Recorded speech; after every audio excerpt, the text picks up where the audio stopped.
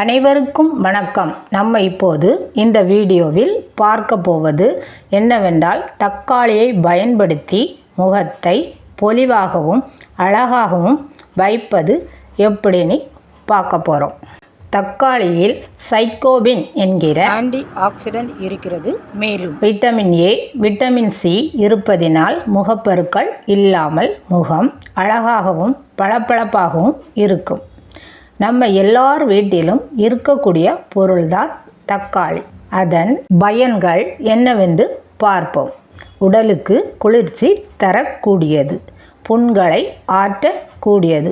இதில் vitamin C இருப்பதினால் பற்களுக்கு பலம் தருகிறது, எலும்புகளுக்கும் நரம்புகளுக்கும் நல்ல பலம் தருகிறது. சரி, நம்ம இப்போது தக்காளியை வைத்து ஃபேஸ் பேக் எப்படி செய்வதுன்னு பார்க்கலாம்.